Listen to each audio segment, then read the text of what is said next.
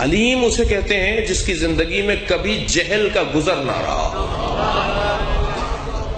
عالم کے لیے ممکن ہے ایسا ہو، اگرچہ اللہ نے اپنے آپ کو عالم بھی کہا ہے مگر علیم بھی کہا ہے۔ اللہ نے اس گھرانے کو علیم کہا ہے، اپنے آپ کو بھی علیم کہا ہے اللہ نے۔ جی البتہ بہت موٹا سا فرق ہے، بہت واضح فرق ہے۔ توحید ناشناس، توحید پرست ہمیں توحید کا عقیدہ نہیں سمجھائیں گے۔ ہم سے بہتر کوئی عقیدہ توحید نہیں جانتا۔ ہم نہج البلاغہ رکھتے ہیں، ہم صحیفہ سجادیہ رکھتے ہیں۔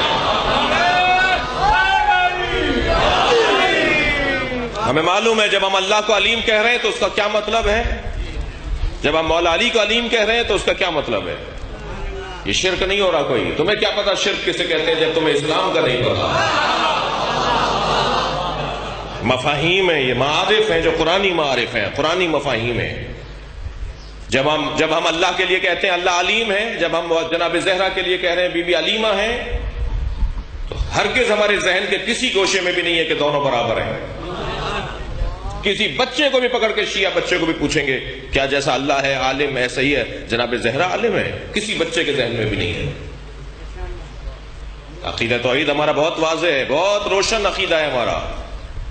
تم ہاتھ پیروں والا اللہ رکھتے ہو تب بھی موحد رہتے ہو۔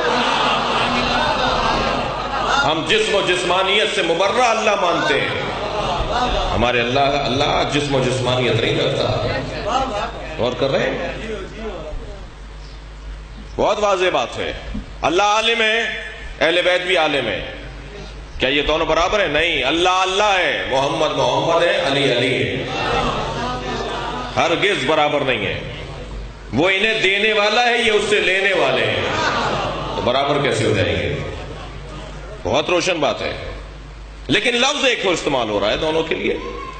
یہ اپنے حساب سے علیم ہے، وہ اپنے حساب سے علیم ہے۔ مثلا اللہ کے لیے لفظ توبہ میرے لیے بھی استعمال ہوتا ہے، میں توبہ کر رہا ہوں اپنے گناہوں سے۔ اللہ کہہ رہا ہے میں بھی توبہ کرتا ہوں۔ جی ہمیں کہا جا رہا ہے استغفار کرو، اللہ نبی سے بھی کہہ رہا ہے فاستغفر ہو۔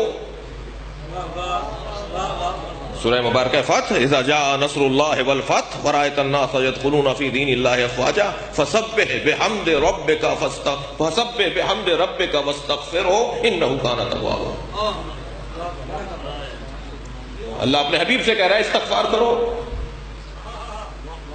اگر نبی کا استغفار تمہیں سمجھ میں نہیں آ رہا تو اللہ کی توبہ کیسے سمجھ میں آ رہی ہے؟ اللہ توبہ کر رہا ہے، اور توبہ بھی تائب بھی نہیں ہے، تواب ہے، بہت زیادہ توبہ کرتا ہے۔ اس کے لیے وہ لفظ کسی اور معنی میں ہے۔ جب اللہ اپنے آپ کو کہہ رہا ہے میں توبہ کرتا ہوں، اس کا کچھ اور مطلب ہے۔ جی جب نبی سے کہہ رہا ہے آپ استغفار کریں کہ اس کا کچھ اور مطلب ہے۔ جب ہم سے اللہ کہہ رہا ہے توبہ کرو، اس کا کچھ اور مطلب ہے۔ لفظ تو ایک ہی ہے۔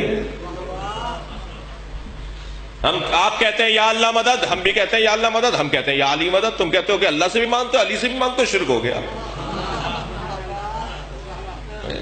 اللہ سے مانگتے ہو پھر علی سے بھی مانگتے ہو، شرک ہو گیا۔ یہ شرک کہاں سے ہو گیا؟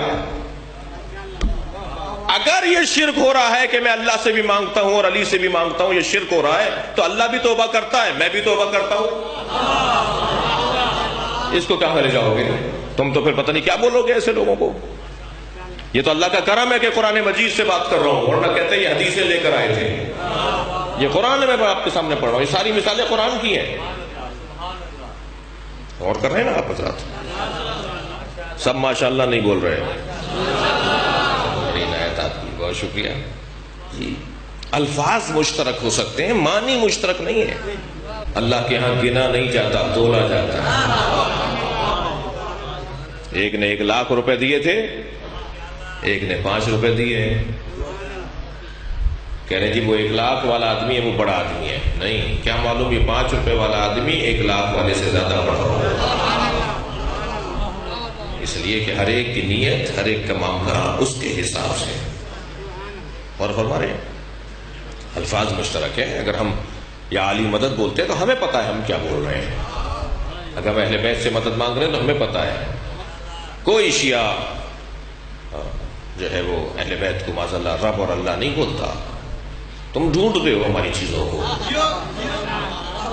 ڈھونڈتے ہو ہماری چیزوں کو، ڈھونڈ کے پھر اپنے مطلب کی تشریحیں کرتے ہو، بولتے ہمیں تشریح تو کرتے ہو۔